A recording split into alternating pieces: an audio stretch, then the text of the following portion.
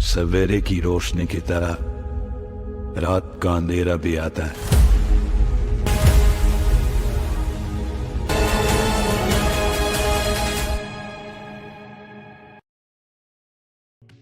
दोस्तों, ब्रह्मास्त्र के बारे में तो हम रामायण और महाभारत पर बनी टीवी सीरियल्स देखने के बाद जानते ही है, और साथ ही अब तो अयान मुखर्जी ने ब्रह्मास्त्र पर बेस्ड एक ट्रायलॉजी भी बना दी है, जो एक फैंटेसी एक्शन ड्रामा मूवी है और जिसने माइथोलॉजी और साइंस फिक्शन का कॉम्बिनेशन कर दिया है। लेकिन क्या आप ये जानते हैं दोस्तों कि ब्रह्मास्त्र के और भी वर्जन्स हैं? जी हाँ, जैसे ब्रह्मा शीर्षा अस्त्र, ब्रह्मांड अस्त्र और भार्गव अस्त्र। और कहा जाता है दोस्तों कि ये सारे ही वर्जन्स ब्रह्मास्त्र जितने ही पावरफुल और स्ट्रॉन्ग है। जैसे कि ब्रह्मा शीर्षा अस्त्र की बात की जाए तो ये अस्त्र देवताओं को भी मार सके, ऐसी कैपेबिलिटीज वाला है। और महाभारत में ये कहा गया है कि अश्वत्थामा और अर्जुन ने इसी अस्त्र का इस्तेमाल किया है। और कहा जाता है दोस्तों कि ब्रह्मा शीर्षा ब्रह्मास्त्र का इवोल्यूशन फॉर्म है, यानी कि ब्रह्मास्त्र से भी एक कदम आगे, और वो ब्रह्मास्त्र से 4 गुना स्ट्रॉन्गर है। और ये अस्त्र आज के मॉडर्न जमाने के हाइड्रोजन बॉम्ब्स, या फिर हम यूं कहे कि थर्मोन्यूक्लियर, या फिर जिससे फ्यूजन बॉम्ब्स कहा जाता है ना, उसके जैसा है। इसके साथ ही परशुराम, भीष्म, द्रोणा, कर्ण, अश्वत्थामा और अर्जुन, इन सभी के पास इन अस्त्रों को बुलाने की नॉलेज थी। और इस अस्त्र को बुलाने के लिए मंत्रों का इस्तेमाल किया जाता था और किसी भी ऑब्जेक्ट को टारगेट बनाया जाता है। जैसे कि अश्वत्थामा ने इन मंत्रों का इस्तेमाल एक घास के टुकड़े पर किया था और इस अस्त्र को बुला लिया। अब इसके बाद है ब्रह्मांड अस्त्र, जिसके बारे में महाभारत में ऐसा कहा गया है कि ये अस्त्र ब्रह्मा के 5 हेड्स यानी कि सर को मैनिफेस्ट कराता है। और जैसे कि पुराणों में कहा गया है कि ब्रह्मा और भगवान शिव के बीच जब फाइटिंग हुई थी तब ब्रह्मा ने अपना 5वां सर खो दिया था। साथ ही कहा गया है कि ब्रह्मांड अस्त्र के पास पूरी सोलर सिस्टम को डिस्ट्रॉय करने की पावर्स है।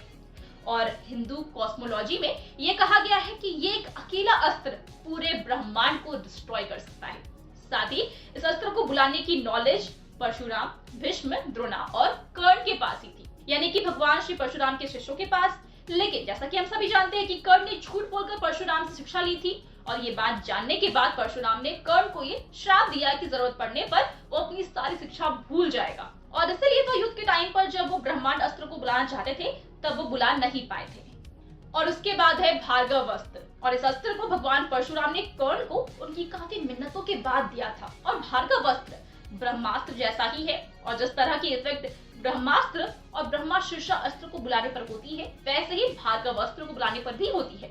और इस अस्त्र के बारे में पुराण में ये कहा गया है कि जब समुद्र का पानी उबलने लगेगा और माउंटेन्स हवा में फ्लोट करने लगेंगे, तब सब कुछ जल जाएगा और कोई राख तक नहीं बचेगी। जब इस अस्त्र को ब्रह्मास्त्र और ब्रह्मा शीर्षा के सामने डिफेंस करने के लिए बुलाया जाए, तब ये इन दोनों ही अस्त्रों की पावर्स को अपने अंदर ले लेता है और उन्हें न्यूट्रलाइज कर देता है। और जब ऑफेंसिव पर्पस के लिए इसे बुलाया जाएगा, तब इस अस्त्र को विनाश करने से कोई नहीं रोक पाएगा। इसके साथ ही गुरु द्रोणाचार्य को इस अस्त्र को बुलाने की नॉलेज थी, लेकिन फिर भी उन्होंने इस अस्त्र की नॉलेज उनके बेटे अश्वत्थामा और उनके फेवरेट स्टूडेंट अर्जुन को भी नहीं दी थी।